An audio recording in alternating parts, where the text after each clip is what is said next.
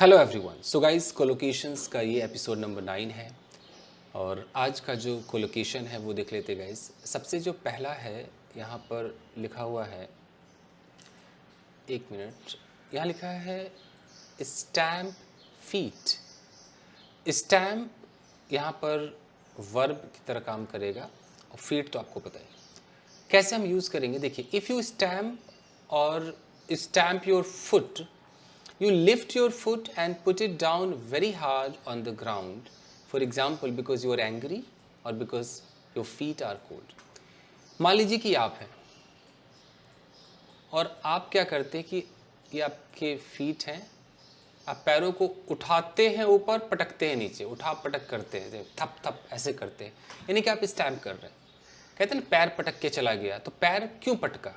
या तो आप गुस्से में हैं, आप पैर पटक रहे हैं, या आपको ठंड लग रही है, because your feet are cold, पैर ठंडे हैं तब भी आप पटक रहे हैं। तो ये हो सकता है ये नीचे बहुत ज़्यादा गर्म हो तब भी आप पैर ऐसे कर रहे हैं। हालांकि गुस्से वाली फीलिंग यहाँ पर दिखाने का मकसद है, तो स्टैम्प फीट का हम इस्तेमाल करते हैं, गुस्से में पैर पटकना। He started stamping his feet when I scolded him. जब मैंने उसे डांटा तो उसने क्या किया? स्टार्टेड स्टैम्पिंग हिज फीट, अपने पैर पटकने लगा। तो आप स्पोकन इंग्लिश में यूज़ कीजिएगा। आपने घर में अपने बच्चे को डांट दिया, अगर बच्चा ऐसे पैर पटकता हुआ ऐसे चला गया तो कह सकते कि वो स्टार्टेड स्टैम्पिंग हिज फीट।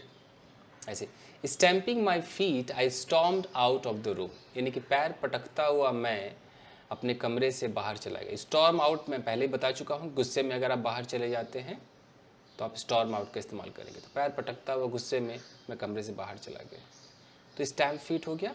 चलिए आगे देखते हैं।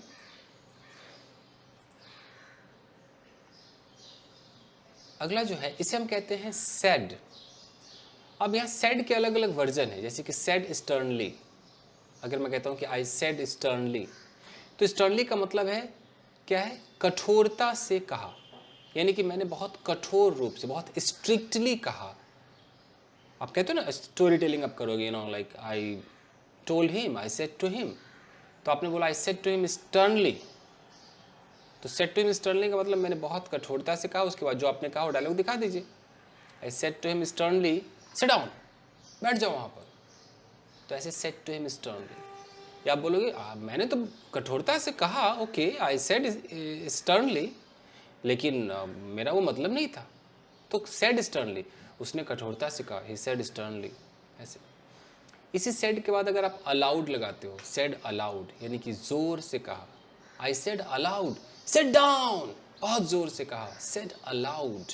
ठीक है, और आगे देखिए, सेड के वर्जन देखिए। सेड के बाद आप क्या क्या लगा सकते हैं? अलाउड हो गया। सेड लविंगली, प्यार से कहा। ही सेड लविंगली, उसने बहुत प्यार से मुझसे कहा, बैठिए ना, प्लीज सिट डाउन, बहुत प्यार से कहा, सेड लविंगली। सेड टेंडरली, नम्रता से कहा, said tenderly, don't do that, ऐसा ना करो, सेड टेंडरली, नम्रता से कहा। समझ में आ रहा है? तो इस तरीके से हम सेड का इस्तेमाल करते हैं। एक और है आपका सेड कूलली, शांति से, एकदम ठंडे होकर कहा। मैंने उससे शांति से कहा, I said to him coolly. ठीक है जी, ही सेड कूलली। तो इतने सारे आपके सेड के वर्जन हो गए। आप इसका एक स्क्रीनशॉट ले लीजिए। कोलोकेशंस आपको रटने पड़ते हैं, बार बार कहता हूँ, इसको अपनाना पड़ेगा। ये तक 9 हो गए ना, इसको अपना लीजिए कि अच्छा यार, अब जब भी आपको इंग्लिश बोलना होगा तो कुछ कोलोकेशंस आपके ज़ुबान पर आने चाहिए। स्क्रीनशॉट ले लीजिए। ओके, चलिए गाइस, वीडियो को लाइक कीजिए। मिलते हैं अगले वीडियो में। Thank you guys, thank you.